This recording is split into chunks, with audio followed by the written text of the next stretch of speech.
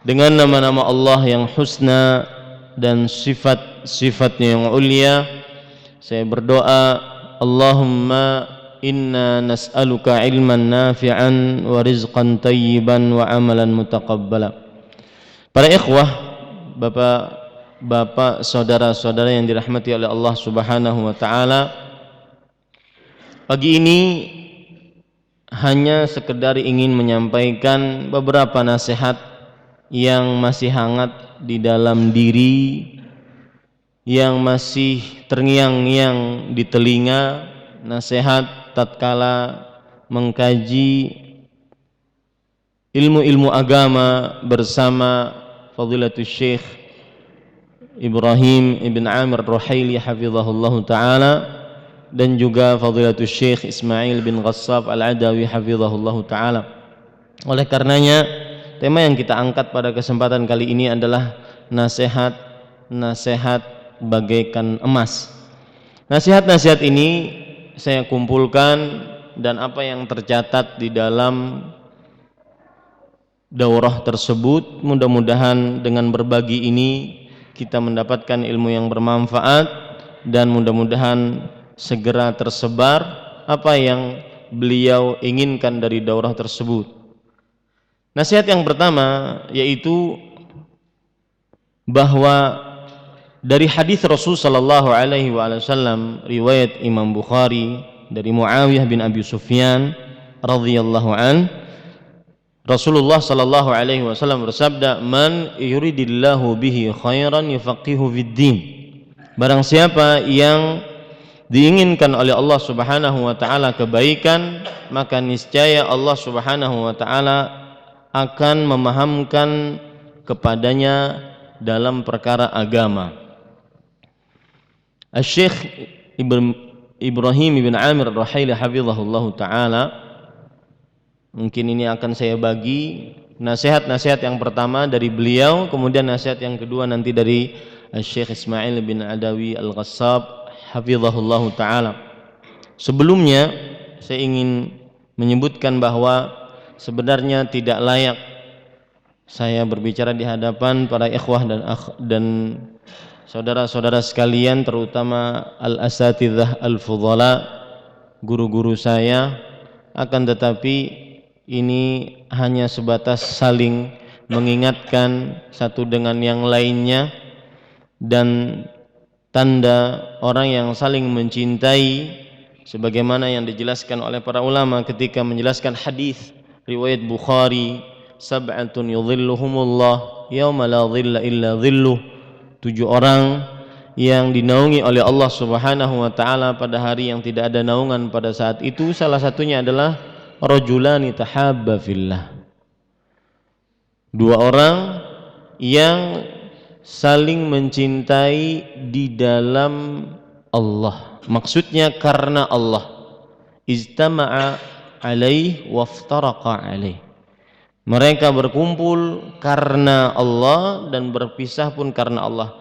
Para ulama mengatakan min simati, tanda, sifat, karakteristik yang sangat dominan dari orang yang berteman karena Allah adalah dia yang memberikan nasihat, sebagaimana dalam hadis lain, ad-dinun nasihah, yaitu pokok agama adalah nasihat.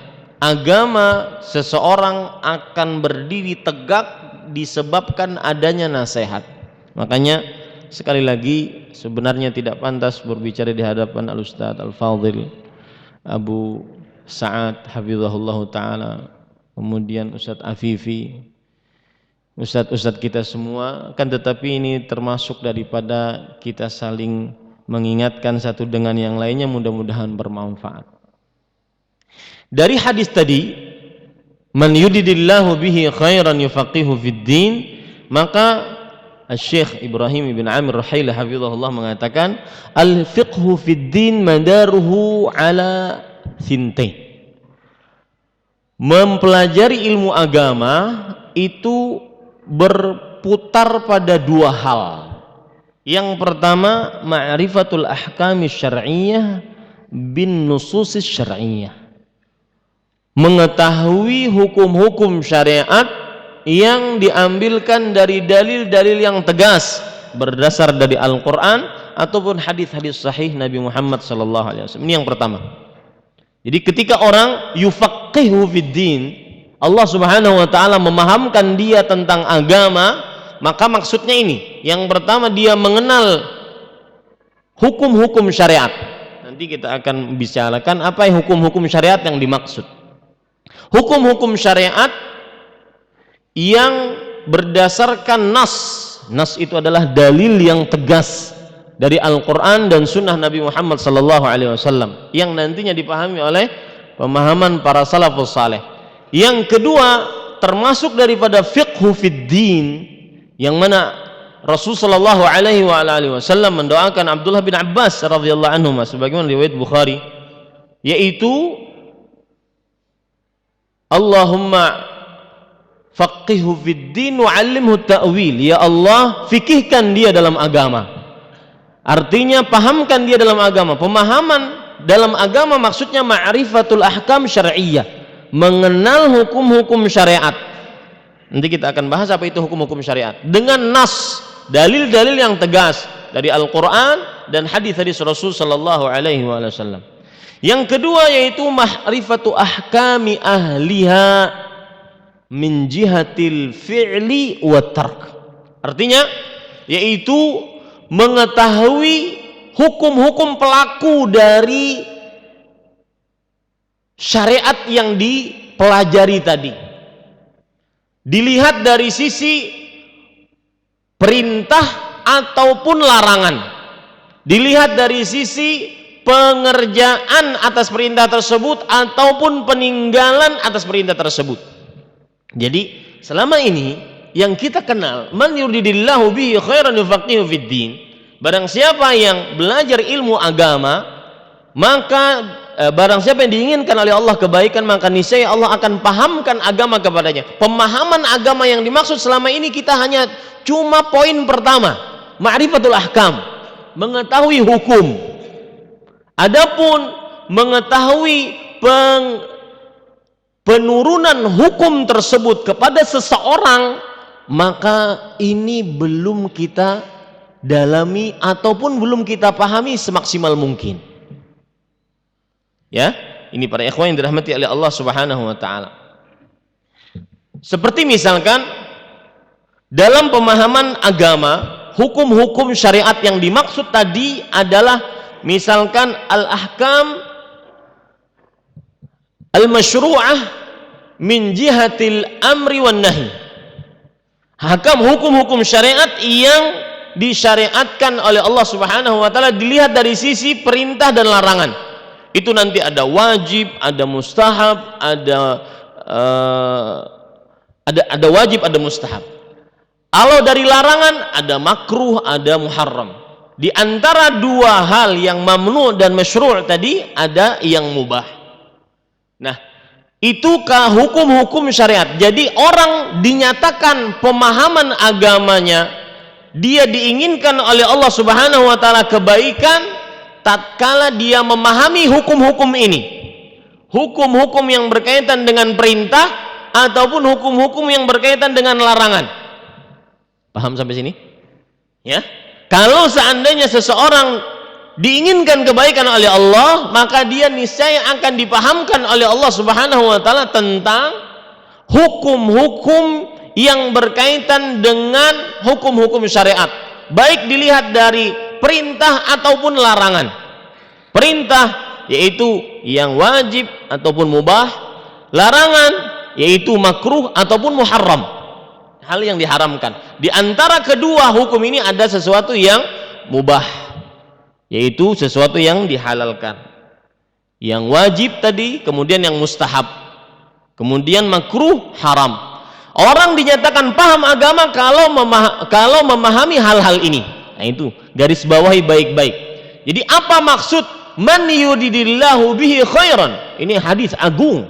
Barang siapa yang diinginkan oleh Allah khairan, kebaikan. Khairan di sini yang sering kita ulang-ulang nakirah. Nakirah, kullu nakiratin tadullu 'ala al-umum. Setiap nakirah menunjukkan kepada keumuman. yufaqihu fid din. Tanda orang yang diinginkan kebaikan oleh Allah dalam hal apapun, maka Allah akan pahamkan kepada dia agama. Apa yang dimaksud dengan pemahaman agama? Ini kan kita cari agar kita mendapat khairiyah tadi. Pemahaman agama yang dimaksud adalah ma'rifatul ahkam asy-syar'iyyah, mengenal hukum-hukum syariat. Nah, yang kedua yaitu pemahaman agama yang dimaksud adalah ma'rifatu ahkam min jihati ahliha, pelaku-pelaku dari hal-hal yang tadi. Nah, ini harus kita pahami. Pelaku-pelaku hukum syariat tersebut dilihat dari ada orang yang melakukan sesuatu yang bertentangan dengan syariat. Nah, di sini Syekh Ibn Amir Ar-Ruhaili, Ibrahim Ibn Amir Ar-Ruhaili hafizahullah taala membagi pelaku agama yang menentang syariat itu dibagi menjadi 3. Yang pertama, pelaku agama yang menentang asal agama, pokok dasar agama. Nah, kita ini harus tahu sehingga kita nanti dinyatakan sebagai orang yang tafaqquh fid din, mengenal ilmu agama. Yaitu kalau kita lihat orang yang menentang pokok dasar agama dibagi menjadi 2, al-kufr wal syirk, kekafiran dan kesyirikan. Maka berarti kita dituntut tatkala kita ingin mendapatkan khairiyah, kebaikan tadi, maka kita dituntut untuk mengetahui kapan seseorang di dalam Islam dinyatakan sebagai seorang kafir. Paham sampai sini? Kapan seseorang dinyatakan dalam Islam sebagai seorang musyrik? Maka ini salah satu hal yang perlu kita ketahui. Selama ini terbelintas dalam benak kita adalah kita cuma mengenal hukum-hukum syariat. Adapun pelaku dari hukum tersebut kita belum mengetahuinya. Padahal mungkin di samping-samping kita ada orang yang menentang pokok dasar agama yang itu menyebabkan kepada kekafiran, kesyirikan. Ini penentangan yang pertama. Sesuatu yang menentang agama dari hukum dilihat dari pokok dasar agama. Ada orang yang menentang sesuatu yang merupakan kesempurnaan keimanan yang wajib, yang apabila orang melakukan ini maka kita hukumi dia sebagai orang yang tidak sempurna imannya. Ini pun harus diketahui. Di antaranya sesuatu yang menentang agama dilihat dari kesempurnaan iman yang wajib, yaitu bid'ah. Orang mengerjakan perbuatan bid'ah maka dia kurang sempurna imannya. Tapi dilihat lagi, ini sangat-sangat perlu kita perhatikan, yaitu bid'ah dibagi menjadi 2. Ada bid'ah yang dihukumi dengan kekafiran, ada bid'ah yang tidak masuk dalam kategori kekafiran. Hukumnya pun beda-beda. Ini kita harus tahu. Kalau Anda ingin dinyatakan sebagai orang faqih fid din, maka harus mengetahui ini. Ini para ikhwan yang dirahmati oleh Allah Subhanahu wa taala. Kemudian yang ketiga, sesuatu yang bertentangan dengan kesempurnaan agama yang mustahab. Orang kalau seandainya dia melakukan hal ini maka dia kurang imannya, tapi kekurangan iman tersebut tidak mengeluarkan dia dari keimanan aslinya. Seperti orang mengerjakan maksiat, ya, minum khamar, berjudi, membunuh, maka ini kurang imannya. Dan kita harus mengetahui itu. Kapan seseorang dinyatakan kafir, musyrik, mubtadi'. Mubtadi' nanti dibagi menjadi 2, mukaffirah, ada yang tidak mukaffirah, yang kafir yang mengeluarkan dari agama Islam karena dia bid'ah yang mengeluarkan dari agama Islam karena dia bid'ah yang mengurangi asal pokok dasar keimanan. Ini hal pertama.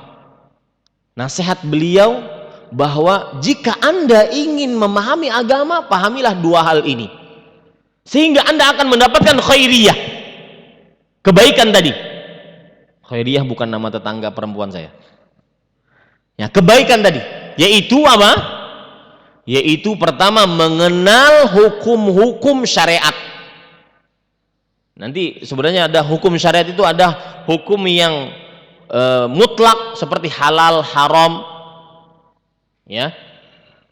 Ada hukum yang berkaitan dengan perintah dan larangan seperti tadi wajib, mustahab, makruh, haram, mubah. Ini harus kita ketahui. Dan juga yang kedua, dan ini yang terlepas dari besit kita ataupun pikiran kita selama ini, yaitu kita harus mengetahui hukum-hukum yang berkaitan dengan pelaku dari syariat tersebut. Kapan seseorang dinyatakan kafir, kapan seseorang dinyatakan musyrik, kapan seseorang dinyatakan mubtadi', kapan seseorang dinyatakan bid'ahnya tidak mengeluarkan dia dari keislaman karena bid'ahnya ghairu mukaffirah, bukan bid'ah yang mengeluarkan seseorang dari agama Islam. Ini adalah yang pertama, nasihat yang pertama. Nasihat yang kedua, para ikhwan yang dirahmati oleh Allah Subhanahu wa taala, yaitu pentingnya, ini masih berkaitan dengan yang kedua, pentingnya belajar hadis Jibril alaihissalam. Makanya para ulama mengatakan ummus sunnah hadis Jibril. Sumber sunnah Nabi Muhammad SAW jika seseorang ingin benar-benar tafaqquh fid din, ya, terutama dalam perkara-perkara ma'rifatul ahkam syar'iyyah, mengenal hukum-hukum syariat tadi, maka pelajari dengan baik dan benar hadis Jibril. Hadis Jibril kenalnya hadis riwayat Bukhari dari Abdullah bin Umar bin Khattab, dari Umar bin Khattab radhiyallahu anhu, yang mana Jibril alaihissalam datang kepada Rasul sallallahu alaihi wasallam dalam keadaan penuh dengan kebersihan dan siap untuk menuntut ilmu dari Nabi Muhammad sallallahu alaihi wasallam. Hadisnya ma'ruf. Beliau menjelaskan kedudukan hadis Jibril dan pentingnya hadis Jibril, keutamaan hadis Jibril dilihat dari 3 hal. Yang pertama yaitu maudhu'ul hadis, isi dari hadis itu. Kedudukan hadis Jibril penting dilihat dari 3 perkara. Yang pertama, isi dari hadis tersebut. Isinya adalah merupakan ahkam syar'iyyah, hukum-hukum syariat, ihsan, iman, Islam.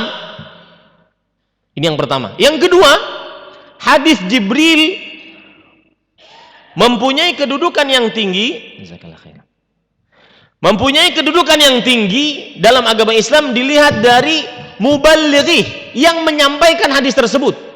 2 rasul yang sangat utama dari Allah Subhanahu wa taala langsung merupakan aktor utama, dalam bahasa saya ini, aktor utama dalam hadis tersebut.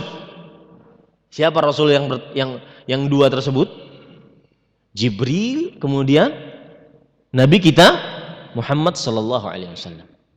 Afdalul malaikah, malaikat yang paling utama, Jibril alaihissalam. Siapa yang tahu dalil bahwa Jibril malaikat yang paling utama?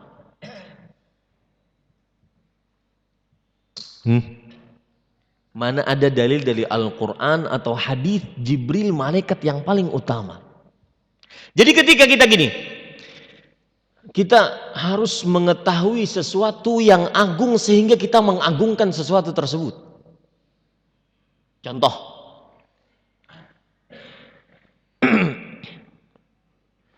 ketika hadis Jibril alaihissalam berkata kepada Nabi Muhammad SAW, ya Muhammad, hadhihi Khadijah ja'atka wa ma'aha ta'amun wa ina fa idza ja'atka faqri minni wa min rabbihas salam. Ingat, saya bercerita ini, hadis ini sekarang, kenapa? Karena ingin menunjukkan keagungan Jibril alaihissalam. Sehingga kalau sudah kita tahu keagungan Jibril, maka apa yang disebutkan oleh Syekh tadi akan benar-benar masuk ke dalam relung hati kita. Bahwasanya yang disebutkan oleh Syekh adalah belajar hadis Jibril karena dia mempunyai kedudukan yang tinggi. Salah satu ciri kedudukan tinggi dari hadis Jibril adalah dilihat dari muballighi, yaitu yang menyampaikan hadis tersebut langsung dari dua makhluk yang paling utama yang diciptakan oleh Allah Subhanahu wa taala yang pernah ada di atas muka bumi ini, yaitu Jibril alaihissalam dan Nabi kita Muhammad sallallahu alaihi wasallam. Pertanyaannya tadi, bagaimana kita mendalili Jibril alaihissalam mempunyai kedudukan yang tinggi dibanding seluruh malaikat? Dari hadis tadi. Lihat hadisnya, wahai Muhammad sallallahu alaihi wasallam, jika ini Khadijah, itu Khadijah, dia membawa untukmu makanan dan minuman. Jika dia datang, maka bacakan kepadanya salam dariku dan dari Robnya. Menunjukkan kedudukan yang tinggi bagi Khadijah, tidak? Betul? Kenapa? Karena dapat salam dari siapa? Dari Allah. Kalau seandainya seorang makhluk mendapatkan salam dari makhluk yang dimuliakan oleh para makhluk saja dia akan bangga, maka apalagi kalau seandainya mendapatkan salam dari Rabbul Makhluqin, pencipta para makhluk. Ini yang disebut oleh para ulama, nanti kita akan bahas qiyasul aula. Kullu ma thabata min kamalin fil makhluk fal khaliqu aula bih. Setiap yang sempurna, yang tetap pada diri makhluk, biwajhin minal wujuh, dari segala sisinya tidak ada kekurangan sedikit pun, maka Allah al-khaliq al-mudabbir lebih utama memiliki sifat tersebut. Maka begitulah ketika Allah Subhanahu wa taala memberikan salam kepada Khadijah, menunjukkan keutamaan Khadijah. Yang jadi permasalahan sekarang, Jibril alaihissalam memberikan salam kepada Khadijah, menunjukkan keutamaan Khadijah. Nah, siapa Jibril? Nah, ini menunjukkan bahwa kedudukan yang tinggi yang dimiliki oleh Jibril alaihissalam. Ya, dari mana kita tahu kedudukan yang tinggi yang dimiliki oleh Jibril? Tadi dari hadis tadi. Karena tidak semua orang diberikan salam oleh Jibril alaihissalam. Selain Khadijah, yang dapat salam siapa? Aisyah radhiyallahu anha. Tidak semua orang.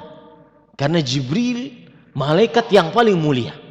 Bisa dilihat kedudukan Jibril alaihissalam yang tinggi, yang agung, sehingga kita benar-benar menunjukkan bahwasanya penyampai hadis Jibril adalah makhluk yang mulia. Bisa dilihat, yaitu Allah Subhanahu wa taala berfirman dalam surat Al-Qadar, tanazzalul malaikatu warruh. Pada malam Qadar turun para malaikat dan ar-ruh. Ruh sini siapa? Jibril alaihissalam. Ruhul Qudus, Ar-Ruhul Amin dalam beberapa ayat Al-Quran. Jibril alaihissalam. Pertanyaannya, para malaikat turun dan ruh dan Jibril. Kenapa kok Jibril bukankah dari malaikat? Betul? Jibril dari malaikat. Kenapa disebutkan lagi? Menunjukkan kedudukan yang tinggi yang dimiliki oleh Jibril alaihissalam. Makanya para ulama usul mengatakan, dzikrul khasi ba'dal 'am yadullu 'ala al-ikhtisas wa ta'zim.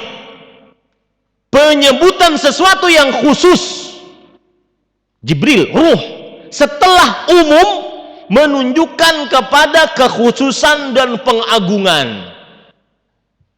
Kenapa disebutkan Jibril, tidak disebutkan malaikat maut, tidak disebutkan Israfil, tidak disebutkan Munkar Nakir? Bukankah malaikat yang mulia juga? Karena Jibril alaihissalam mempunyai kedudukan yang tinggi dan malaikat yang paling mulia. Nah, dari sini timbul di dalam hati kita, Hadis Jibril agung. Kenapa? Karena yang menyampaikannya dua rasul yang utama. Rasul dari malaikat yang paling utama Jibril alaihissalam, dan rasul dari al-bashar manusia Nabi kita Muhammad sallallahu alaihi wasallam. Kalau Nabi Muhammad sallallahu alaihi wasallam sudah ma'ruf hadisnya. Dalam hadis riwayat Bukhari, Rasul sallallahu alaihi wasallam bersabda, "Ana sayyidu waladi Adam wala fakhr." Aku adalah pemimpin anak manusia dan bukan kesombongan. Ini yang kedua. Hadis Jibril mempunyai kedudukan yang tinggi dari sisi muballighi yang menyampaikan hadis tersebut. Kemudian yang ketiga, kata Syekh Ibrahim ibn Amir Ar-Ruhaili hafizahullahu taala, hadis Jibril mempunyai kedudukan yang tinggi dilihat dari sisi cara menyampaikan dan cara terjadinya hadis tersebut, yaitu ala tariqatil hiwar, yaitu cara dengan berdiskusi. Jibril alaihissalam bertanya kepada Nabi Muhammad SAW, Nabi Muhammad SAW menjawab pertanyaan tersebut. Ini yang kedua, yaitu para ikhwan yang dirahmati oleh Allah Subhanahu wa taala, bahwasanya pelajarilah jika seseorang ingin benar-benar ma'rifatul ahkam asy-syar'iyyah, minimal pelajari hadis Jibril. Karena di dalamnya terdapat tafaqquh fid din, yang benar-benar fikih fid din. Baik. Yang ketiga, beliau mengatakan ad-din dinut tiba', la din wa laysa ad-din din hawa wa awatif. Artinya, agama Islam adalah agama mengikuti apa yang ada dalam Al-Quran, mengikuti apa yang dicontohkan oleh Rasul sallallahu alaihi wasallam. Makanya dalam hadis Abdullah bin Mas'ud radhiyallahu an, beliau bercerita, khatta lana Rasulullah sallallahu alaihi wasallam khattan. Nabi Muhammad sallallahu alaihi wasallam menggaris sebuah garis. Wa khatta an yamini khutut wa an yasari khutut. Dan di samping kanan garis-garis-garis. Kemudian Nabi Muhammad SAW mengatakan, hadza sabilullah, ini adalah jalan Allah, wa hadhihi subul, dan ini jalan-jalan selain jalan Allah Subhanahu wa taala. Ala kulli sabilin syaitanun yad'u ilaih. Di setiap jalan-jalan selain jalan yang tengah tadi, itu ada syaitan yang mengajak kepadanya. Makanya dalam ayat Allah Subhanahu wa taala berfirman, wa anna hadza sirati mustaqiman fattabi'uh. Inilah jalanku yang lurus, maka ikutilah. Selain jalan yang ditunjukkan oleh Allah dan Rasulnya salawatullah wassalamu wa barakatuh alaih, berarti tidak lurus jalannya. Mafhum ayat. Para ulama sering sekali menyebutkan perkara ini. Ada namanya mantuq, ada namanya mafhum. Mantuqul ayah, wa anna hadza sirati mustaqiman fattabi'uh wa la tattabi'us subula fatafarraqa bikum an sabilih. Ini adalah jalanku yang lurus, itu mantuknya. Yaitu itu yang diucapkan oleh ayat, itu yang difirmankan oleh Allah. Jalan Rasul sallallahu alaihi wasallam yang lurus. Mafhumnya, selain jalan Rasul sallallahu alaihi wasallam tidak lurus. Paham, Pak? Ya? Itu dalil. Dalil yang lain, surat Ali Imran, Allah Subhanahu wa taala berfirman, "Qul in kuntum tuhibbunallaha fattabi'uni." Katakan wahai Muhammad sallallahu alaihi wasallam, jika kalian mencintai Allah, maka ikutilah aku. Para ikhwan yang dirahmati oleh Allah Subhanahu wa taala, saya ulangi, beliau mengatakan ad-din dinut tiba', wa laysa ad-dinu dina hawa wa awatif. Bukan agama mengikuti hawa nafsu, bukan agama mengikuti perasaan. Banyak ya yang ngerjain, kali aja bener. Orang ngerjainnya semuanya khusyuk, kali aja benar. Enggak. Bahkan nanti ada penjelasan beliau yang sangat menarik lagi. Salah satunya saya masih ingat, lau tarakan nasu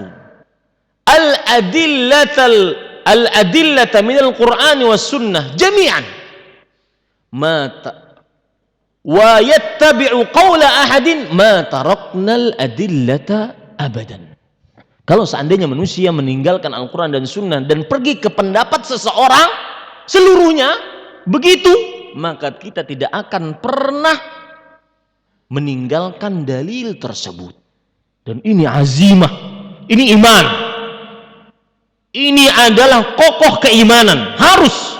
Dan ini makna dari sabda Rasul sallallahu alaihi wasallam riwayat Imam Tirmidzi, ya'ti 'alan nas zaman as-sabiru 'ala dinih kal qabidhi 'alal jamr. Akan datang kepada manusia suatu masa orang yang sabar terhadap agamanya, dia seperti memegang batu api, harus kuat dan kokoh. Maka para ikhwah yang dirahmati oleh Allah, jangan perasaan dibawa kepada agama, tetapi perasaan mengikuti apa yang merupakan dalil-dalil syar'i. Di dalam perkataan beliau yang lain yang semakna dengan ini, ad-din la yaqumu 'ala al-'atifah wa innama yaqumu 'ala ma'rifatil ahkami syar'iyyah bi adillatihi syar'iyyah. Agama tidak dibangun di atas perasaan. Sedih banget tuh, kasihan. Enggak. Ya, tidak dibangun di atas perasaan. Seperti yang terjadi. Nanti insya Allah akan keluar fatwanya, diterjemahkan dan ditranskrip oleh para ikhwah. Perkara tolikara. Ada yang ngajak jihad. Enggak, Islam tidak dibangun di atas awatif. Tidak dibangun di atas perasaan, tetapi dibangun di atas dalil dari Al-Quran dan Sunnah Nabi Muhammad sallallahu alaihi wasallam. Ini para ikhwan yang dirahmati oleh Allah Subhanahu wa taala. Kemudian dan dulu ada seorang dai terkenal, disukai terutama di kalangan akhwat kaum muslimat. Ternyata dai tersebut poligami. Akhirnya ditinggalin. Kenapa? Karena dakwahnya dibangun di atas awatif, di atas perasaan, tidak dibangun di atas dalil.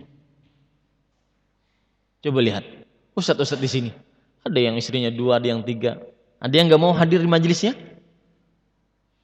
Enggak, karena dakwahnya dibangun di atas dalil dari Al-Quran dan Sunnah Rasul Sallallahu Alaihi Wasallam.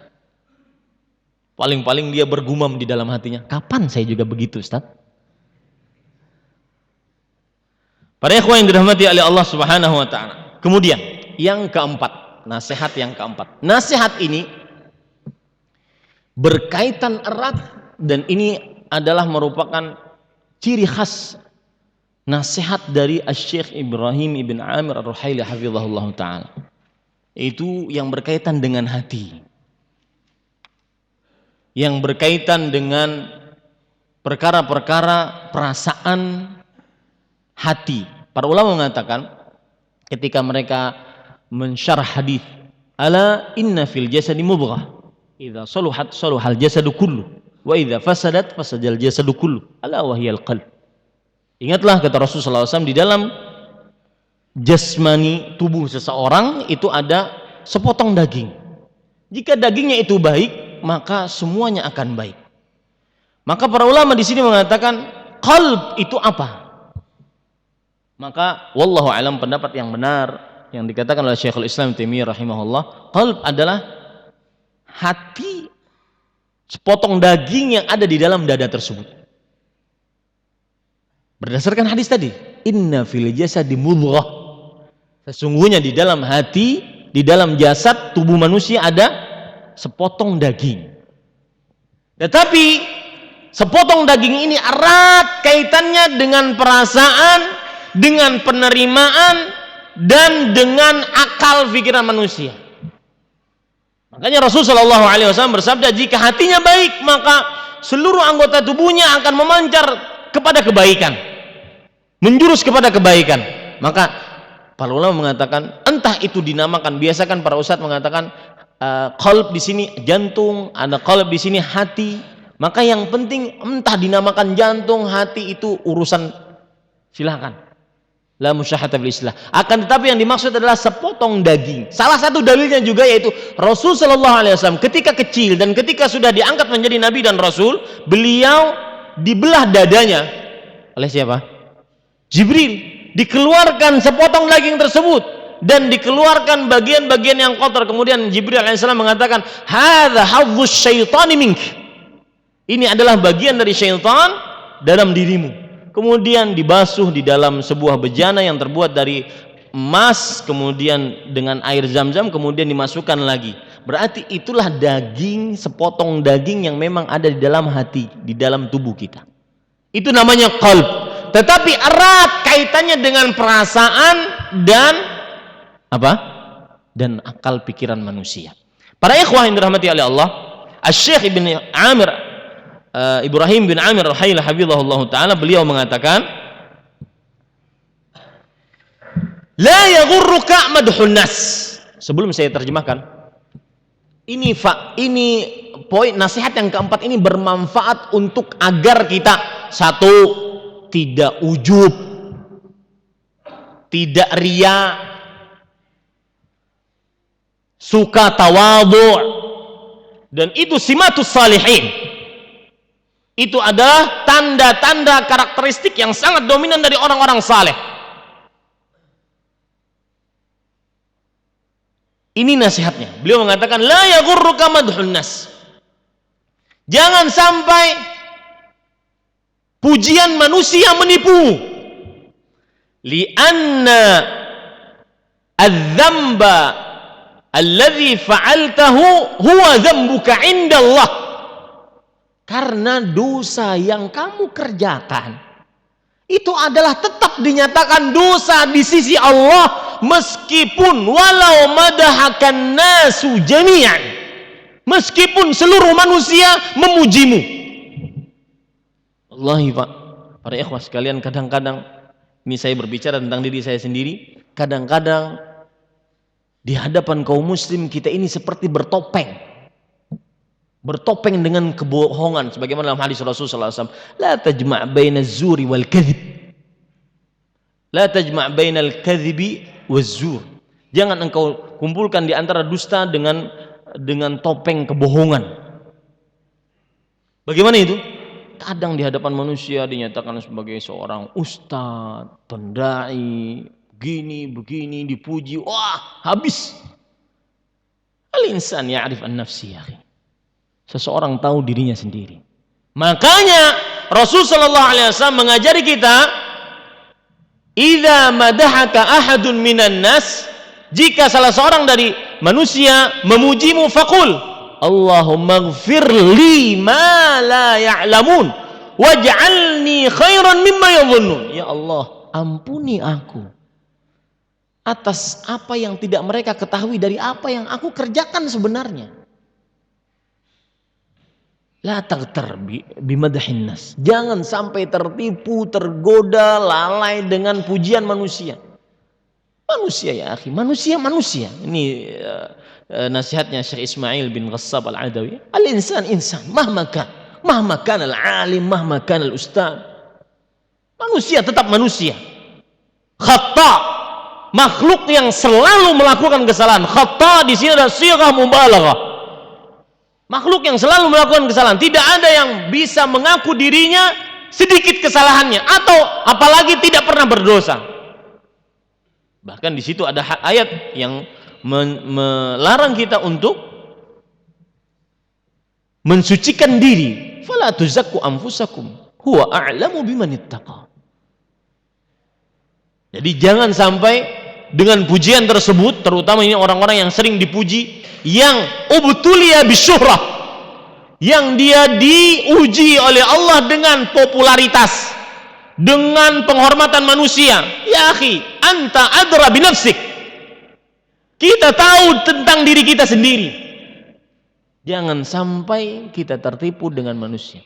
Contoh di antara para santri, orang yang berilmu, banyak hafalan, banyak ini, tapi idza khalau bimaharimillah intaquha.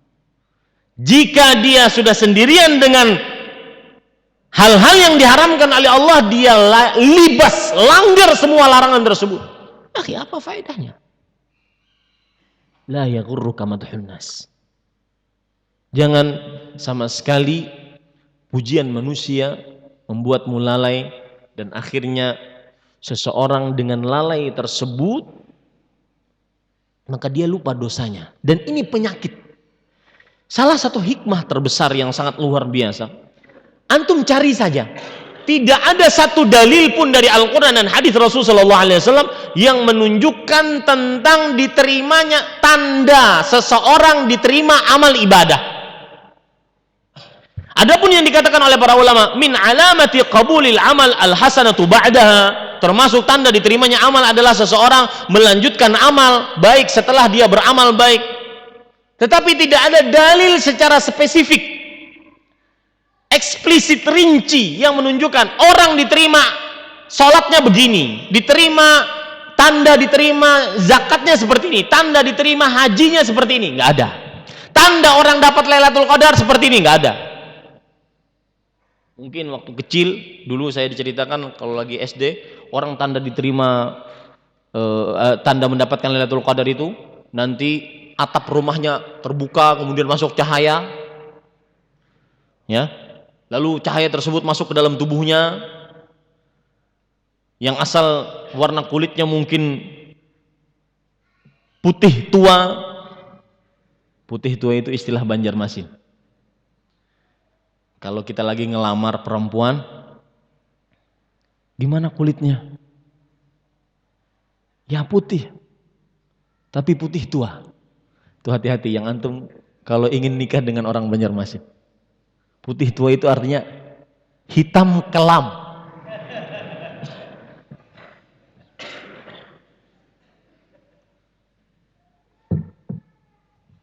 Bukan itu. Tidak ada satu dalil pun dari Al-Quran dan Sunnah yang menunjukkan tentang diterimanya amal seseorang.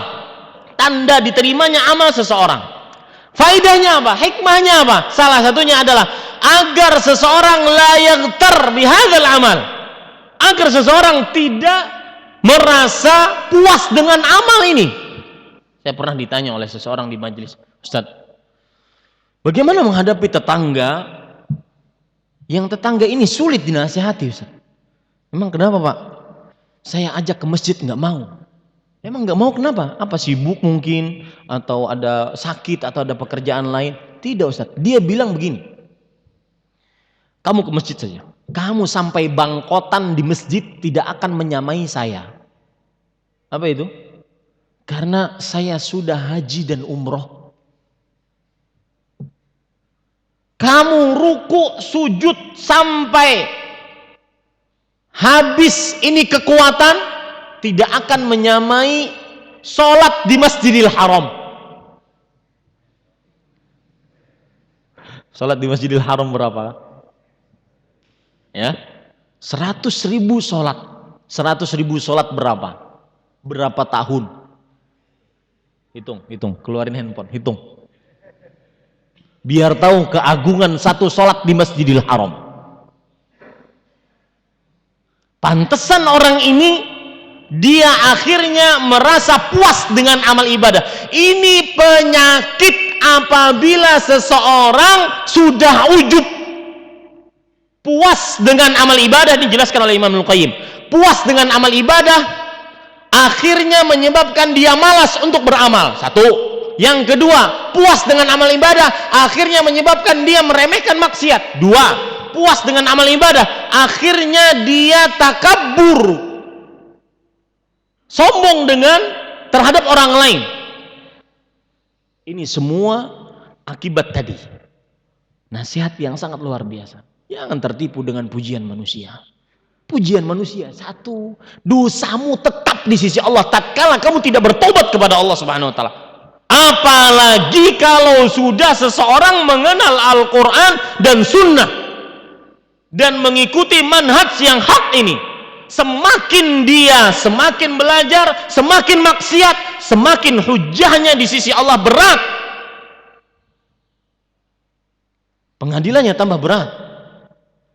Ketika seseorang sudah menuntut ilmu, kemudian dia bermaksiat, bahkan kadang-kadang maksiatnya lebih daripada orang yang belum menuntut ilmu agama, maka ini adalah tambah berat hitungannya di sisi Allah Subhanahu wa taala. Kemudian para ikhwan yang dirahmati oleh Allah Subhanahu wa taala, yang keberapa? Yang kelima. Kalau ada Imam Syafi'i di sini, boleh nggak nulis ya? Ya, Imam Syafi'i membaca kitab Muwatta satu malam hafal bersama Imam Malik. Kalau nggak ada kalau ada Imam Syafi'i ini boleh nggak nulis? Silahkan aja. Para ikhwan yang dirahmati oleh Allah Subhanahu wa taala. Yang kelima berkaitan juga dengan hati dan lebih condong kepada kemantapan hati untuk mengerjakan syariat Allah. Ini obatnya. Sebelum saya sebutkan faedah dari beliau, saya ingin bercerita. Waktu itu beliau menceritakan tentang Al-Hasan bin Ali bin Abi Thalib radhiyallahu anhuma.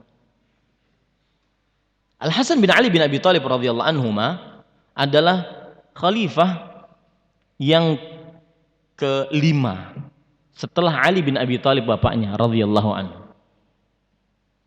Lihat, Abu Bakar As-Siddiq 2 tahun sekian bulan, 6 bulan kalau tidak salah. Kemudian Umar bin Khattab menjadi khalifah 10 tahun. Utsman bin Affan menjadi khalifah 12 tahun. Ali bin Abi Thalib menjadi khalifah sekian tahun. Al-Hasan bin Ali bin Abi Thalib mungkin tidak sampai beberapa bulan. Demi maslahat yang agung, maka beliau akhirnya benar-benar memberikan kekhalifahan kepada Muawiyah bin Abi Sufyan. Beliau tinggalkan itu karena Allah. Dan akhirnya dengan takdir Allah, jadilah beliau sebagai orang yang meninggalkan sesuatu karena Allah dan akan digantikan yang lebih baik. Dan ini terbukti. Yang pertama, gantian yang lebih baik. Dia ada 2 gantiannya. Dan ini sedikit tentang ilmu berdoa. Kalau kita meneliti ayat-ayat Al-Quran, maka salah satu tanda luasnya rahmat Allah, tatkala orang berdoa akan dikabulkan doanya sebagaimana yang dia minta dan ada bonusnya. Lihat Nabi Zakaria, beliau berdoa selama 110 tahun ingin mendapatkan Yahya alaihi salam. Belum dikasih-kasih sampai beliau berdoa dengan doa suara yang lirih. Kenapa Nabi Zakaria berdoa dengan suara yang lirih? Salah satu hikmahnya disebutkan dalam tafsir Imam Ibnu Katsir. Li'alla yastahzi bihin nas. Agar orang-orang tidak mencela beliau. Karena umur tua. Apa enggak? Misalkan Pak, datang ke masjid. Orang sudah tua, renta, kemudian didorong oleh anaknya ataupun oleh pembantunya. Datang ke masjid, kemudian tua renta. Kemudian sholat di atas kursi, nggak bisa sholat berdiri, nggak bisa sholat di atas ini, sholat di atas kursi. Kita di samping, kemudian beliau berdoa. Kita yang di samping beliau, dalam pikiran kita apa? Berdoa ini. Paling husnul khotimah. Paling apa lagi? Diringankan siksa. Kuburan, cuma berkaitan dengan kuburan, karena sudah tua renta. Ternyata doanya apa? Ya Allah, wahai Allah, mudahkan aku menikahi perempuan umur 17-an tahun itu. Pantas nggak kira-kira? Nah ini sama dengan Nabi Zakaria alaihissalam. Umur sudah tua renta, istrinya menopause, mustahil secara ilmu makhluk, secara pengetahuan makhluk mustahil dapat anak. Makanya beliau berdoa dengan suara yang lirih agar tidak dihina oleh manusia. Tua renta masa minta anak? Akhirnya ketika Nabi Zakaria alaihissalam diberikan oleh Allah Subhanahu wa taala Yahya, maka apa yang terjadi? Biyahya musaddiqan bikalimatin minallah wa sayyidan wa hasuran wa nabiyyan minas salihin. Mintanya anak, dikasih oleh Allah anak. Ini hikmah doa. Jangan remehkan doa. Syekh Abdul Razak sering mengatakan, ad-du'a miftah kulli khair. Doa kunci kebaikan, segala kebaikan. Dan kemarin Al-Ustaz Al-Fadhil, saudara saya karena Allah Subhanahu wa taala, Firanda hafizahullah taala, beliau memberikan faedah boleh minta doa dalam hal apapun. Misalkan seorang punya hutang, ya Allah, hutang saya 20 juta. Lunaskan ya Allah. Boleh. Yang tidak boleh itu adalah minta surga yang berlebih-lebihan. Ya Allah, berikan saya surga samping kanan warnanya hijau. Ini boleh minta surga apapun. Boleh minta apapun dari Allah Subhanahu wa taala. Karena ayatnya umum. Allah Subhanahu wa taala berfirman, "Ud'uni astajib lakum." Berdoalah kalian, aku akan kabulkan kalian. Lihat, Nabi Zakaria alaihissalam minta anak. Tetapi apa? Beliau diberikan anak, dan anak tersebut bukan sekedar anak, tetapi sayyidan wa hasuran wa nabiyyan minas salihin, pemimpin, kemudian orang yang diagungkan, dan nabi, dan termasuk orang saleh. Plus pasti itu, Pak. Ini yang menyebabkan seseorang tidak pernah lepas dari doa, baik dilihat manusia ataupun tidak dilihat manusia. Kembali ke permasalahan tadi, para ikhwan yang dirahmati oleh Allah Subhanahu wa taala, Al-Hasan bin Ali bin Abi Thalib radhiyallahu an, beliau sebagaimana yang dikatakan oleh Rasulullah sallallahu alaihi wasallam, inna bani hadza sayyid, sesungguhnya anakku ini adalah pemimpin. Ternyata Al-Hasan memang jadi khalifah, tetapi khalifah beliau lepas dan berikan kepada Muawiyah, digantikan oleh Allah Subhanahu wa taala dengan yang lebih baik. Apa itu? Imam Mahdi, imam yang seluruh manusia akan dipimpin olehnya. Bahkan Nabi Isa alaihissalam sholat di belakangnya. Nabi Isa turun membantu Imam Mahdi, bukan membawa syariat yang baru, tidak. Imam Mahdi dari keturunan siapa? Al-Hasan bin Ali bin Abi Thalib. Nama beliau Muhammad bin Abdullah Al-Hasani. Maka disinilah yang sering disebutkan oleh Rasulullah SAW dalam riwayat Imam Ahmad, innaka lan tad'a syai'an ittiqa'an lillah illa 'awwadhakallahu khairan min. Sesungguhnya engkau tidaklah pernah meninggalkan sesuatu karena takut kepada Allah.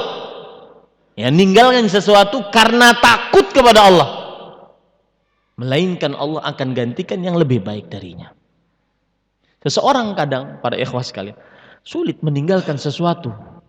Karena kenapa? Karena sebagian manusia senantiasa beriman hanya dengan kasat mata. Saya tinggalin sesuatu ini, Ustaz. Kalau seandainya saya bekerja, misalkan saya beri contoh, pada bagian yang haram, rentenir kah, bank konvensional, haram, jelas. La niqash fi, haram, tinggalin. Maka timbul pertanyaan, nanti besok saya makan apa? Makan nasi. Ya, tinggalin. Ini obatnya. Lihat cerita yang sangat luar biasa dari Al-Hasan bin Ali bin Abi Thalib radhiyallahu anhu. Dan para ikhwan yang dirahmati oleh Allah Subhanahu wa taala, yang keenam, ini juga perkara yang berkaitan dengan hati dan muamalatun nas. Ya. Memang yang paling sulit mungkin antum-antum di pondok tidak terlalu bergaul dengan masyarakat umum. Itu pun masih mendapatkan kesulitan. antara santri dengan ustadz, ya, antara kawan dengan kawan. Maka ini salah satu obat untuk cara bergaul. Dan manusia adalah makhluk yang tidak bisa tidak bergaul. Makanya Rasulullah SAW bersabda dalam hadis riwayat Imam Tirmidzi, al-mu'minu alladhi yukhalitun nas wa yasbir ala adahum khairun minal mu'min alladhi la yukhalitun nas wa la yasbir ala adahum. Seorang mukmin yang bergaul dengan manusia dan sabar dengan gangguan tindakan yang tidak nyaman dari seseorang itu lebih baik dibandingkan seorang yang tidak bergaul dan tidak sabar. Taib. Apa yang beliau katakan? Beliau mengatakan, min hikmatillahi ta'ala annahu ma min ahadin imma alimin fadlan an talibi ilmin salima minal khata' fil ijtihad hatta yakunal kamalu lillahi subhanahu. Termasuk hikmah Allah dalam penciptaannya, tidak ada seorang pun, baik itu dari para ulama apalagi penuntut ilmu, lepas dari kesalahan, terutama dalam perkara-perkara ijtihadiyah, sampai sehingga kesempurnaan hanya milik siapa? Allah. Dan ini sangat bermanfaat nantinya dalam kehidupan kita sehari-hari berinteraksi sosial. Karena Islam agama syumul, agama yang sempurna, tidak cuma melulu akidah, melulu ibadah, tidak. Tapi Islam adalah agama yang sempurna, mengajari seluruh aspek kehidupan manusia, akidah, ibadah, muamalah, tingkah laku, semuanya diajarkan oleh Islam. Makanya para ikhwan yang dirahmati oleh Allah, misalkan saya beri contoh, antar suami dan istri, tidak ada yang lepas dari kesalahan. Maka setelah ini kita akhirnya bisa memaafkan, mudah memaafkan seseorang yang kita gauli, karena kesempurnaan hanya milik Allah. Seperti yang dikatakan oleh Al-Ustadz Syafiq hafizahullah ta'ala, istrimu bukan bidadari, kamunya bukan malaikat, pasti ada salahnya. Ustadz juga manusia, pasti ada salahnya. Nah, kan ada ustadz mengerjakan kesalahan, masa ustadz melakukan seperti itu? Heran saya. Kenapa heran? Manusia dia, bukan malaikat. Ya, maka dengan memahami seperti ini kita mudah bergaul dengan manusia, sering memaafkan kesalahan manusia, dan akhirnya yang timbul dalam diri adalah, oh, kesempurnaan hanya milik Allah. Maka pada saat itu tidak akan pernah berpaling untuk mencari kesempurnaan kecuali dari Maha yang paling sempurna, Allah Jalla Jalaluh. Ini yang ke berapa? Ke-6. Yang ke-7. Para ikhwan yang dirahmati oleh Allah Subhanahu wa taala, tadi pengumumannya tertulis sampai jam 6.30. Ya. Kita dinasihati oleh Syekh Ibrahim bin Amir Ruhaili bahwa hendaknya di setiap pengajian senantiasa meninggalkan waktu untuk bertanya. Maka sisa 10 menit. Lanjutkan apa bertanya? Hah? Taib, saya ambil sesuatu yang indah juga yang beliau katakan, dan ini berkaitan dengan akidah. Beliau mengatakan, yaqulu ba'du ahli ilm, para ulama sebagian mengatakan, anna firaq ahli bid'ah tarji'u ila khamsati firaq al-azimah. Para ulama mengatakan bahwa bid'ah dan kelompok-kelompoknya itu terbagi kepada 5 kelompok yang besar. Yang pertama, al-khawarij wa mukhalafatuhum fi ahkam murtakibil kabirah wa muamalatil hukam. Kesalahan kelompok atau bid'ah yang pertama, yang jadi di dalam agama Islam itu ada 5 bid'ah yang besar. Meskipun nanti ada bid'ah-bid'ah yang tidak masuk kepada 5 ini, tetapi 5 bid'ah yang kita sebutkan ini dan kelompok yang kita sebutkan ini adalah 5 bid'ah yang besar yang nantinya cabang-cabangnya akan masuk ke salah satu dari 5 ini. Yang pertama yaitu Al-Khawarij. Khawarij, penyelisihan mereka di dalam 2 hal. Satu, dalam berinteraksi dengan para pemimpin yang sah dari kaum muslim. Yang kedua, yaitu di dalam perkara menghukumi pelaku dosa besar. Ini kesalahan Khawarij. Kelompok yang kedua, yaitu Ar-Rafidhah, Syi'atul Rafidhah. Kesalahan mereka, mukhalafatun fi tauqir sahabah, fi muamalatihim ma'as sahabah. Penyelisihan mereka adalah di dalam perlakuan mereka terhadap sahabat-sahabat Rasul sallallahu alaihi wasallam, dan ini akidah. Jadi kita belajar kemarin ada namanya kitab Al-Intiqadul Khalis minasyak, Al-Intiqadul Khalis Al-I'tiqadul Khalis minasyakki wal intiqad, yang dikarang oleh Ibnu Attar, ulama abad ke-8 Hijriah, muridnya Imam Nawawi. Salah satu bab akidah yang dipelajari adalah para sahabat. Bagaimana seorang muslim keyakinannya terhadap sahabat Rasulullah SAW. Ini masuk kepada bab akidah.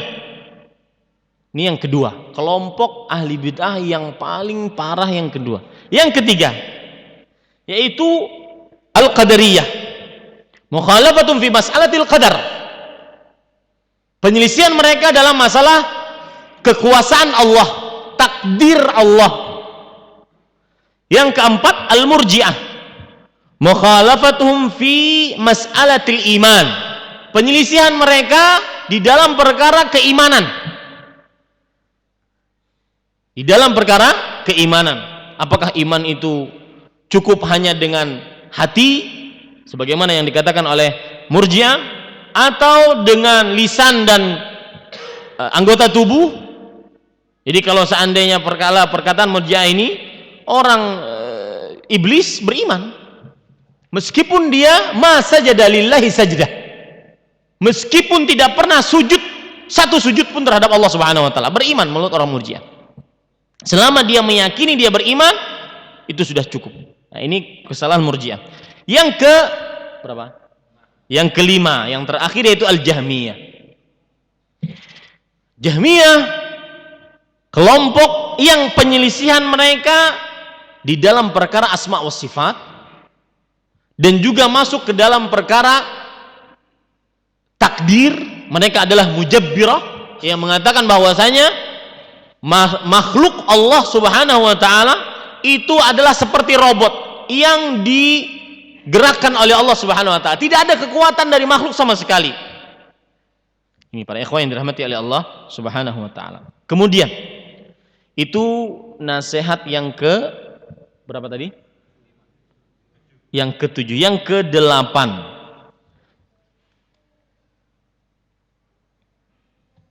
Nah, ini penting. Dalam perkara berdakwah, kita ad-da'wah salafiyah sering sekali dituduh dengan dakwah yang lembut, yang kurang lembut, yang kasar, saklek, tidak mau menerima pendapat orang lain, dan semisalnya, keras. Maka beliau mengatakan, perhatikan baik-baik, sababu adami rifqi fid da'wah anna katsiran minan nas idza ta'allama syai'an minal ilm dhanna anna ghairahu la yajhal dzalikal ilm.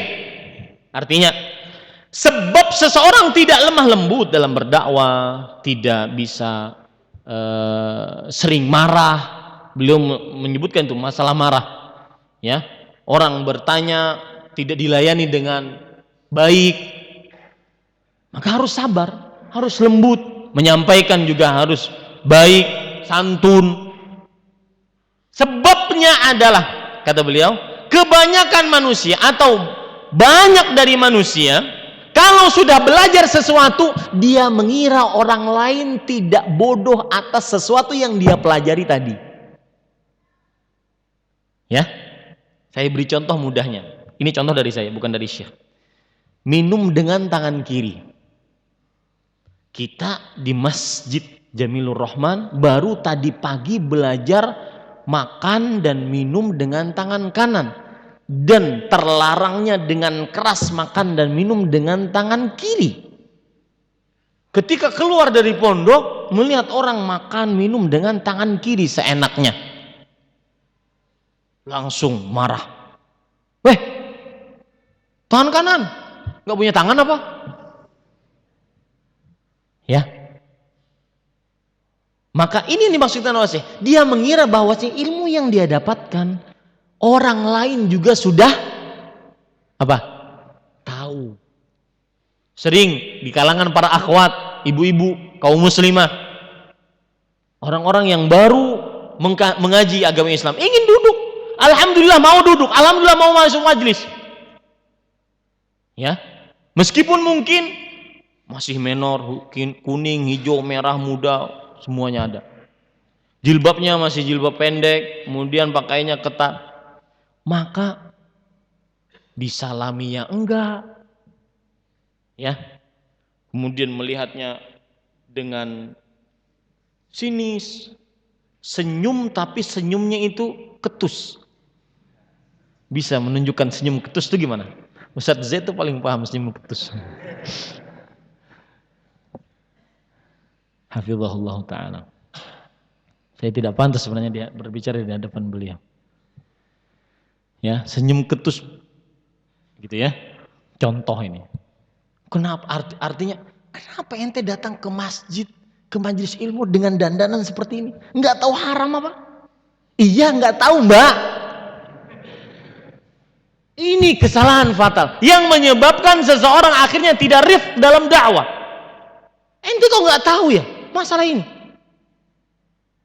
Nanti gaya-gaya orang, masalah ini min qadim. Ini orang sudah dari dulu beritahu. Masa ini nggak tahu sekarang? Iya, emang nggak tahu kenapa? Ya, ini para ikhwan yang dirahmati. Jangankan penuntut ilmu pemula, penuntut ilmu yang senior, bahkan alim, yakhfa alaihil umur. Bahkan kadang-kadang alim, imam, kadang tersembunyi ilmu karena kembali tadi al-kamal liman billah. Kesempurnaan, kepemilikan ilmu hanya milik siapa? Allah tabaraka ta'ala. Maka pada ikhwan yang dirahmati oleh Allah, perhatikan baik-baik. Kita akan, dan beliau di wasiat terakhir beliau menyatakan bahwa irfaqu bin nas. Lembut dengan manusia dalam berdakwah. Coba rubah gaya berdakwah kita dengan lembut. Mulai dari saat sekarang. Kemudian para ikhwan yang dirahmati oleh Allah Subhanahu wa taala, nasihat yang ke-9. 1 menit lagi. Nasihat yang ke-9 yaitu ini berkaitan dengan hati dan menjaga, mengawasi diri. Bahwa manusia senantiasa harus takut. Takut akan dirinya. Lebih takut dibandingkan dia takut terhadap orang lain. Beliau ceritakan ini tatkala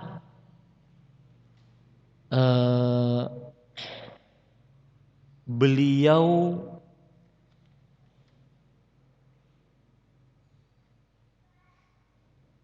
menasehati kita agar tidak mudah-mudah membicarakan kesalahan orang lain. Karena kita tidak tahu bima yukhtamu lana, kapan, apa yang akan diberikan oleh Allah sebagai akhir hidup kita. Ada yang tahu. Ada yang tahu bahwasanya dia akan meninggal dalam keadaan mengucapkan la ilaha illallah. Makanya beliau mengatakan, alal insan an yuraqiba nafsahu. Seseorang senantiasa selalu merasa diawasi oleh Allah Subhanahu wa taala. Yakhsha ala nafsihi. Dia takut terhadap dirinya. Yakhsha ala nafsihi fitnah fid din. Dia takut terhadap dirinya tentang ujian dalam agama, musibah dalam agama. Ini lebih parah dibandingkan ujian kemiskinan, ujian ke penyakit. Ujian dalam agama lebih parah. Makanya salah satu doa para salaf, wala taj'al musibatana fi dinina. Jangan jadikan ujian, musibah, bala di dalam agama kami. Mendapatkan syubhat, ujian yang lebih parah dibandingkan dan lebih berat dibandingkan ujian syahwat.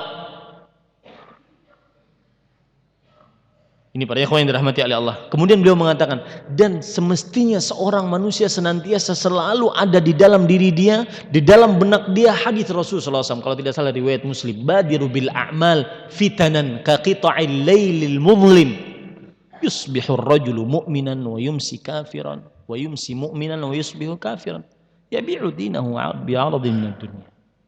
Bersegera beramal sebelum datang hal-hal yang genting, ujian-ujian yang sangat samar-samar seperti lipatan-lipatan di saat malam yang gelap gulita. Saking tidak terlihat ujian dan hal yang samar-samar tersebut, kadang seseorang pagi hari beriman, sore hari kafir. Siapa yang menjamin kita beriman sore hari? Wa yumsi mu'minan wa yusbihu kafiran. Seseorang di sore hari beriman, pagi hari kafir. Tidak ada yang bisa menjamin. Dan ini sering kita tekankan untuk diri kita. Sebagian orang, terutama yang sudah mengkaji ilmu salaf, bermanhaj-manhaj salaf, mulai timbul di dalam dirinya maghrur. Melihat orang mubtadi semua. Saya cuma ahlu sunnah sendiri. Saya sudah penghuni surga sendirian. Siapa yang menjamin? Tidak ada salaf yang mengajarkan seperti itu. Bahkan semakin dia mengetahui Al-Quran dan hadis, semakin dia muraqabah, semakin dia takut bima khutimalah, semakin dia takut apa yang Allah takdirkan di akhir hidupnya untuk dia. Lihat Umar bin Khattab. Apa kurangnya Umar bin Khattab radhiyallahu anhu? Apa kurangnya Umar bin Khattab radhiyallahu anhu? Umar bin Khattab radhiyallahu anhu, beliau mulham, yang diberikan ilham oleh Allah. Beliau dikatakan dalam beberapa riwayat, "Lau kana ba'di nabiyyun lakana Umar." Kalau seandainya ada nabi sepeninggalku, maka dia adalah Umar. Beliau yang ditakuti oleh iblis dan syaitan. Beliau dengan kedudukan seperti itu masih bertanya kepada Mu'adz bin Jabal atau Hudzaifah bin Yaman. Ya Hudzaifah, a'addani Rasulullah sallallahu alaihi wasallam minal munafiqin. Wahai Rasul, wahai Hudzaifah, apakah Rasulullah SAW menghitungku sebagai orang munafik? Maka para ikhwan yang dirahmati oleh Allah Subhanahu wa taala, ada perkataan yang sangat menarik dari Yahya ibnu Aun, ulama abad ke-5 Hijriah. Beliau mengatakan, la tasik bi kathratil amal fa innaka la tadri aqbilta am la. Wala ta'man dhunubaka fa innaka la tadri akufirta anha am la. Jangan engkau terlalu percaya diri dengan amalmu. Sesungguhnya engkau tidak tahu amalmu diterima atau tidak. Dan jangan terlalu merasa aman dengan dosa-dosamu. Sesungguhnya engkau tidak tahu apakah diampuni atau tidak. Fa innahuma mughayyabun 'indallah. Sungguhnya dua hal ini, diterimanya amal, diampuni dosa, itu yang diharapkan oleh manusia, senantiasa hanya Allah yang mengetahui ilmunya. Maka para ikhwah yang dirahmati oleh Allah Subhanahu wa taala, ikhsha 'ala nafsik. Takut kepada diri kita dibandingkan kita lebih memikirkan aib-aib orang lain. Imam Syafi'i mengatakan, na'ibu zamanana wa la'ibu fina, wa laysa li zamanina aibun siwana. Artinya kita sering mencela masa kita ini.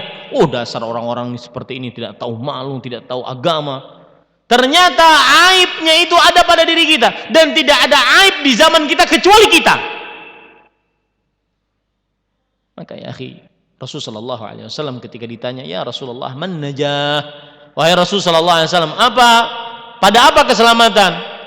Maka beliau mengatakan, keselamatan pada amsik alaika lisanak, jaga lisanmu, wabki ala khati'atik, tangisi kesalahanmu, wal yas'aka baituk, dan selalu berdiam di rumah, tidak terlalu banyak bergaul dengan orang sehingga tidak melakukan kesalahan. Terakhir, yang ke-10, ya. Para ikhwan yang dirahmati oleh Allah, ini ke-10 beliau sebutkan tatkala di wasiat terakhir beliau ketika ikhtitamud daurah. Ada wasiat yang sangat menarik, beliau mengatakan, perhatikan baik-baik. Tanafus nafis zamilaka fi umuril akhirah wala tunafisu fi umuri dunia. Orang sibuk dengan harta, punya rumah, punya dagang, punya ini, punya, biarin. Saling berlomba-lomba dalam akhirat. Dan termasuk hikmah Allah yang sangat luar biasa, kata beliau, orang yang saling berlomba-lomba dalam akhirat, maka dia akan, apa bahasa Jawanya, katut itu ikutan. Ya, lihat. Sekarang orang mengatakan Abu Bakar wa Umar. Seperti perkataan Anas bin Malik dalam riwayat Bukhari dan Muslim. Fanuhibbu Abu Bakrin wa Umar wa illam na'mal mithla a'malihim. Kami mencintai Nabi, Abu Bakar dan Umar. Kenapa disebutkan Abu Bakar dan katut Umarnya ini kenapa? Salah satu hikmahnya, kata beliau, hafizahullah ta'ala, yaitu senantiasa Umar bin Khattab tanafus dengan siapa? Abu Bakar As-Siddiq. Meskipun tidak bisa mengalahkan Abu Bakar As-Siddiq, akan tetapi akhirnya hikmah Allah disebutkanlah Abu Bakar dan Umar. Abu Bakar dan Umar. Bisa dipahami para ikhwah? Contoh yang lain lagi, yaitu Bukhari dan Muslim. Imam Bukhari rahimahullah mengumpulkan dalam bertahun-tahun hadis yang akhirnya menjadi Sahih Bukhari. Imam Muslim, beliau tanafus dalam umur akhirah. Dan ingat, tuntut ilmu. Ada pepatah mengatakan, yamutul alim wa yabqa kitabuh. Orang berilmu pasti mati, tapi ilmunya, kitabnya masih akan hidup. Dan itulah amal jariah yang paling utama. Maka jangan bosan-bosan untuk menuntut ilmu agama. Maka para ikhwan yang dirahmati oleh Allah Subhanahu wa taala, kadzalikal Bukhari Muslim. Imam Bukhari menulis Sahih Bukharinya, Al-Jami' Al-Musnad, diikuti oleh Imam Muslim. Akhirnya dengan hikmah Allah, rawahul Bukhari wa Muslim. Riwayat Bukhari, hadis ini diriwayatkan oleh Imam Bukhari dan Muslim. Sampai ada kitab Mustadrak Imam Hakim, istidrak ala Sahih Bukhari dan Sahih Muslim. Tanafus fi umul akhirah. Kemudian yang ketiga, Syekhul Islam Ibnu Taimiyah rahimahullah, beliau khidmah dan tanafus dengan Ibnu Qayyim. Ibnu Qayyim tanafus dan khidmah ilmunya Ibnu Taimiyah. Akhirnya disebutkan Ibnu Taimiyah dan Ibnu Qayyim. Maka para ikhwah sekalian dirahmati Allah, terutama diri kita, saya berbicara tentang diri saya pribadi yang sudah mulai tertipu dengan dunia, semua diukur dengan dunia. Oh, mobilmu apa, rumahmu seberapa luas, gajimu seberapa. Coba rubah. Tanafuslah fil umur. Kalau ada kawan kita yang dia jaya di dalam dunianya, biarkan. Tapi tanafus fil umuril akhirah. Ini para ikhwan yang dirahmati oleh Allah Subhanahu wa taala. 10 menit sudah lewat. Sepertinya faedah dari Syekh Ismail bin Ghassab Al-Adawi mungkin akan disampaikan oleh ustaz-ustaz yang lain. Sebenarnya banyak faedah yang sangat menarik juga dari beliau yang juga berkaitan dengan hati. Mudah-mudahan yang disampaikan bermanfaat. Hadza wallahu alam, sallallahu nabiyana Muhammad walhamdulillahirabbil alamin. Tafadhal jika ada yang ingin mungkin ditanyakan. Saya hitung sampai 5, kalau enggak ada kita tutup. Ya. Mudah-mudahan itu bermanfaat. Kita cukupkan dengan kafaratul majlis. Dan sebelumnya saya mohon maaf sebanyak-banyaknya kepada para asatidhal fudhala yang sudah mengizinkan berbicara di sini. Sebenarnya tidak pantas untuk berbicara di hadapan para ustadz, dan saya sering menyebutkan ustadz-ustadz kita yang ada di Jamil ini adalah ustadznya para ustadz. Jadi mereka lah yang mengeluarkan Ustadz Firanda, mengeluarkan si fulan, mengeluarkan si fulan. Ada Ustadz Abu Isa, Abu Sa'ad, ada Ustadz Zaid. Maka al-fadlu lillah thumma lahum. Karunia hanya milik Allah Subhanahu wa taala. Kemudian Allah Subhanahu wa taala memberikan petunjuk kepada orang-orang yang dikehendakinya untuk menurunkan ilmu-ilmu agama, yang akhirnya ilmu agama ini tersebar di seluruh penjuru dunia. Mudah-mudahan para ustadz-ustadz kita diberikan berkah dalam ilmunya, panjang dalam umurnya, dalam kebaikan, dan diberkahi ilmu dan keluarganya. Ini yang bisa saya sampaikan. Subhanakallahumma bihamdik, asyhadu an la ilaha illa anta astaghfiruka wa atubu ilaik. Wassalamualaikum warahmatullahi wabarakatuh.